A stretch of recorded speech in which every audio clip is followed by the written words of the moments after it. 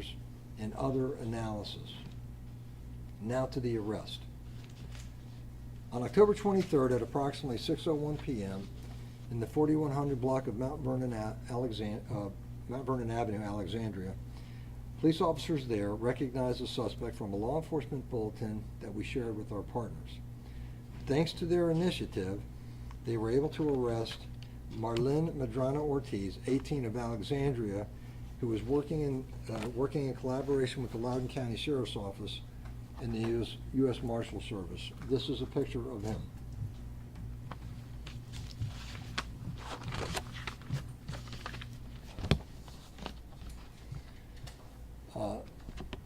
Medrano Ortiz was charged with second-degree murder and the use of a firearm in commission of a felony. This continues to be an ongoing investigation, and additional charges related to the death of both victims will be forthcoming.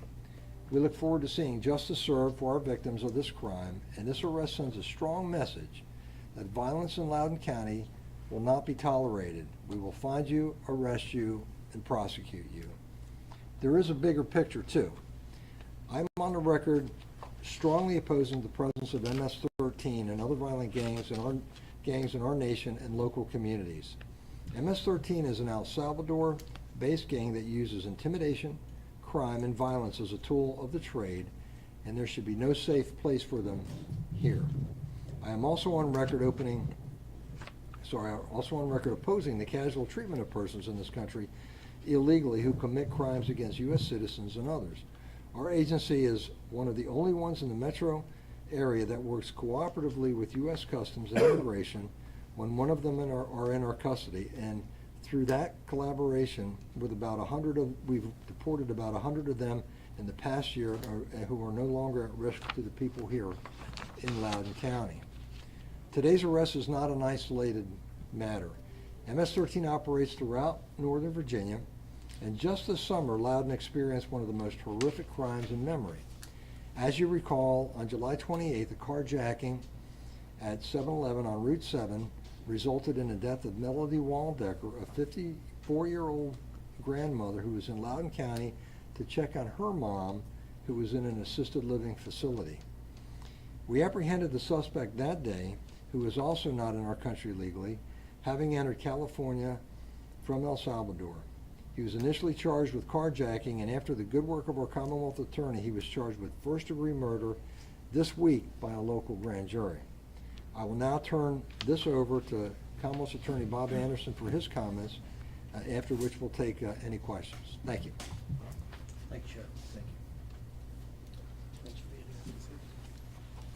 here. Okay, let me first say that it's been a pleasure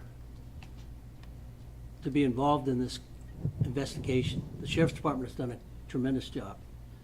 When we found out that the incident occurred, and I'll recognize Nicole Whitman, who's the Deputy Commonwealth Attorney, she was down at the scene with me at day one, and we were informed as to how the investigation was going. Now we have an arrest, and I will tell you that this person was arraigned today in the General District Court in Loudoun County, Virginia. He has a preliminary hearing scheduled for December 5th, and so that's at 1 o'clock. To be able to be part of this investigation, knowing what we know from day one, when Nicole and I were down there, it's really impressive that we were the Sheriff's Department was able to make an arrest and have a charge brought forward in this particular case, because it wasn't an easy case. It was very difficult.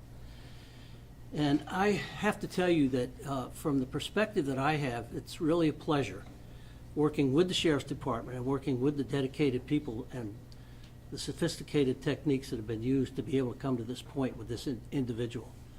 So I am extremely happy to be able to be a part of that process and be able to work with these people, because they're truly dedicated. There's just no question about it.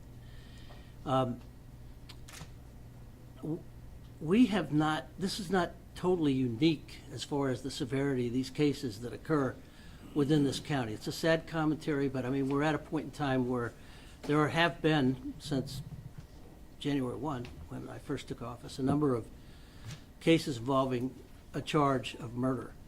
And that's no longer a total extraordinary event that occurs within this county. We're growing at a point where I can tell you from experience, I used to be the Commonwealth Attorney a little while ago, and we just didn't have this type of activity. So this activity brings a needed uptick in the sophistication that's used and the dedicated people that are involved. And you can be proud that that's where we are right now with the state of affairs within Loudoun County and the criminal justice system. So, thank you for having me here. If you have any questions, I'll be glad to answer anything that you have. Thanks. Yes, sir. What was the motive behind this? Go ahead. The motive behind the murder that we just made the arrest for, we're still working on that. We have to, it's an ongoing investigation. There's very little that we can say. We're just very pleased that we were able to work so cooperatively with our counterparts, with the Commonwealth Attorney's Office to identify this person and get him under arrest. And as I expressed earlier, the amount of effort that went into this was extraordinary, and I'm very, very proud and pleased with the work that was done. And we know there were reports of a fight. Do we know what the fight was about? We're still investigating it, so we can't really get into details of that, and that'll come out in time. Did So- the victim know the suspect, or what was their relationship? Did they know one another? Because you said it was a targeted attack previously.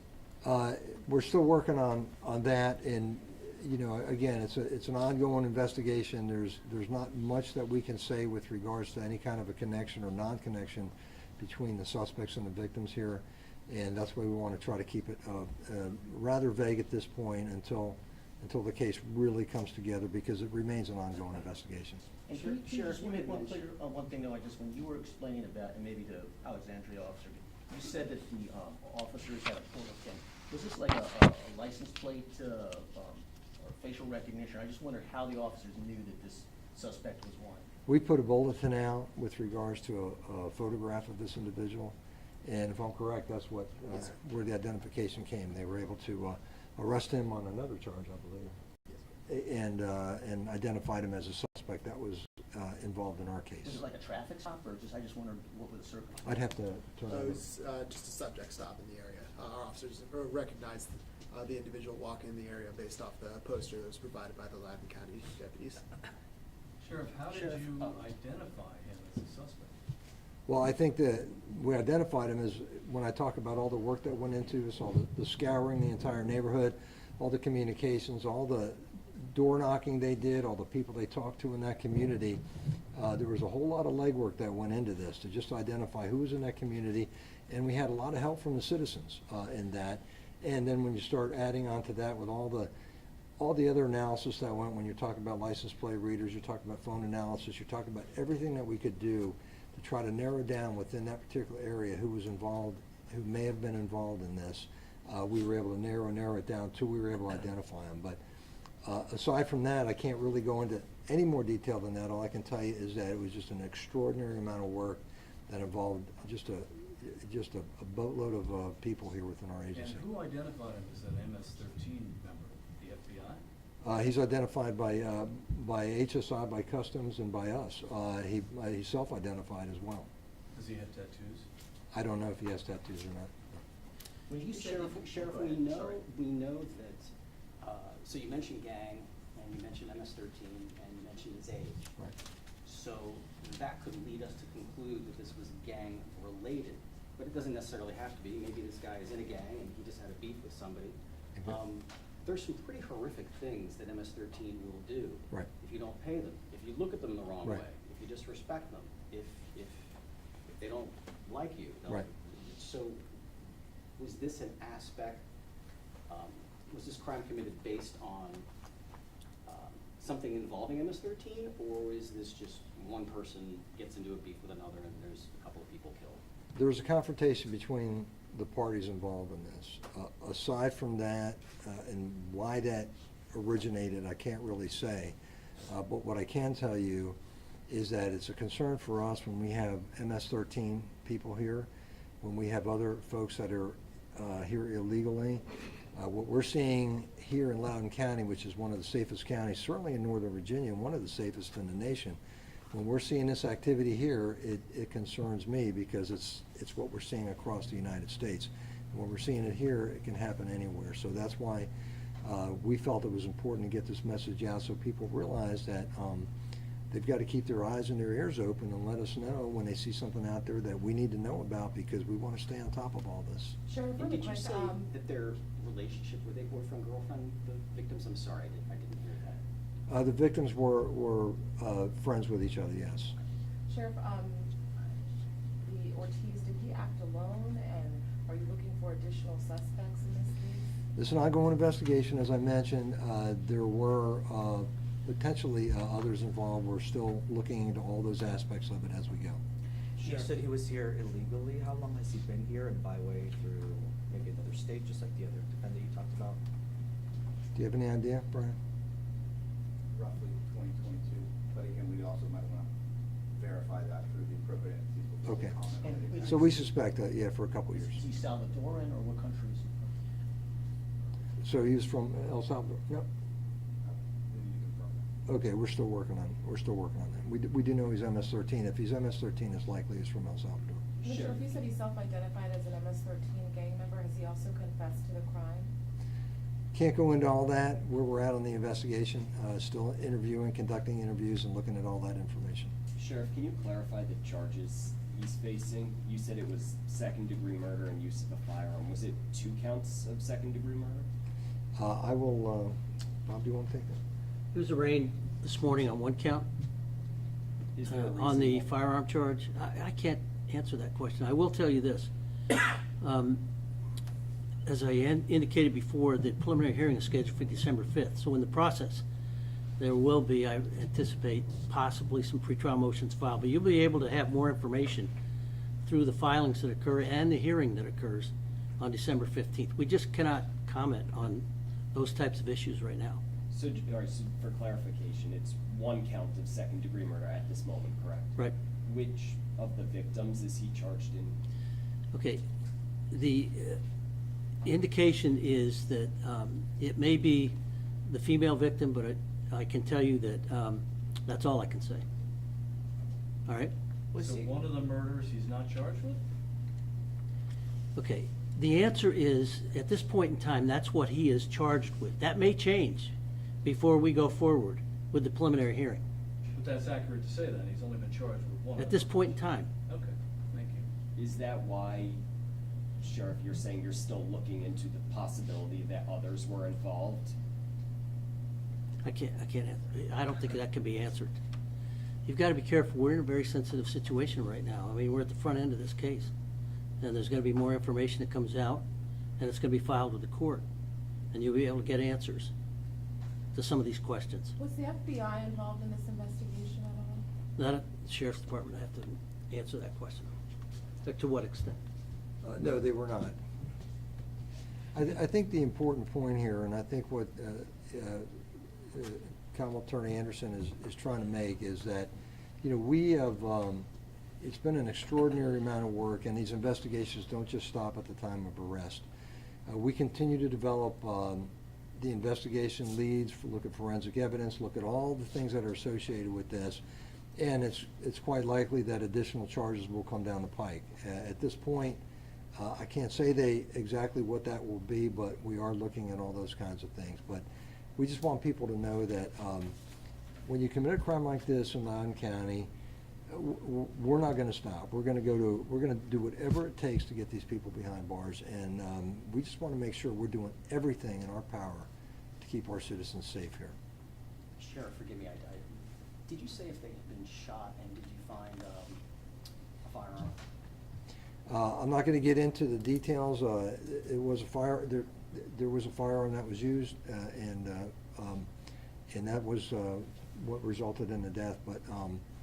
But as far as anything more than that, I can't really tell you. But you did mention dive teams. Did they recover a gun? Dive teams were out.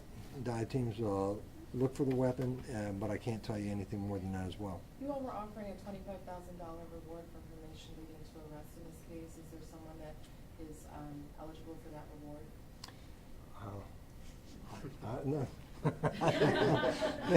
Maybe they'll want to collect, Alexandria PD wants to collect. I don't think so. I don't think, I mean, we've had a lot of leads but nothing that got us directly to that person. And it was just a matter of so much effort by our people and our counterparts here that made it happen. So I don't think there's any one person that actually brought that forward that would qualify for that. Sheriff, how big of an issue is MS-13 gang here in the county? You know, we don't really get press conferences from you guys regarding, Right. so I guess how often is this a problem? I guess, and why now have a press conference? Well, that's why I felt it was important. I can tell you when I was first here, 2012, 2013, we had some gang issues there. When I was first on, it seemed to subside for quite a while, and it seems to me as though they're starting to pick up again. And that's what really concerns me, and that's what we felt was very, very important to get this information out. People need to know that what's going on in other parts of the country, what's happening because of open borders, all these things are impacting everybody in the United States. Everybody, every location now, has become a border county, city, town, whatever. And we want to make sure we're doing everything that we can to keep a handle on that. But it is something that really impacts not just us, but everybody. When you said 100, though, I just want to be clear. You mentioned before, you said 100 people have been deported in cooperation with Right. ICE. Was that 100 MS-13 That's see, when members? we arrest people here in Loudoun County, we run them through our systems here, and if they come up with an inquiry for ICE, we notify them, and and they have the opportunity to come out and take those folks, and they do. And of those, I think we've had 100 that have actually been deported. I think it was probably closer to 200 that we notified them on. But ICE has come out and actually taken 100 for deportation. But So were they MS-13 members or No, just no, illegal? I can't tell you that because you're talking about a high volume of people. You'd have to check with ICE on that, but we do notify them, we cooperate with them, we let them know. We want to make sure that if these people are wanted by ICE and they have a history of violent crimes, that we notify them and that they're handled properly and that they're no longer in circulation out here in Loudoun County. Sheriff, what kind of advice or reassurance do you have for Loudoun County residents who are concerned that there's confirmed MS-13 members in the county? Well, I would just say to be aware, it's the old say something, see something, say something, but to report suspicious activity. I mean, we're very responsive to our community. We're engaged in all kinds of stuff. We work with religious communities. We do quarterly meetings. We do so many events that connect us with the county, a lot of Facebook notifications, just a lot of notifications across the board. And we want to make sure that we keep that open line of communication going with our citizens, because the best information that we get are for people from the outside, a tip here, a tip there, and that way we can work on that. It's a community involvement, and I think it's because of that community involvement that we have such a low crime rate here in Loudoun County. Is the suspect an Alexandria resident or a Loudoun County resident? He's an Alexandria resident. Okay. Thank you. Well, no other questions. I do appreciate you coming here. Thank you for covering the story. I think it's a very important story. Thank you. Thank you, Sheriff.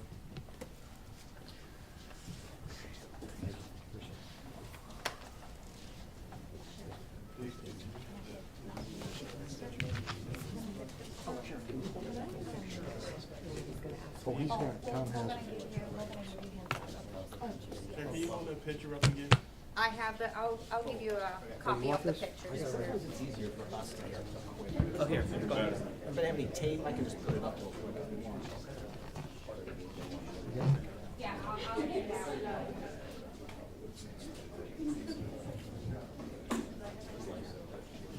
Hey, thanks for coming. Okay. Yes.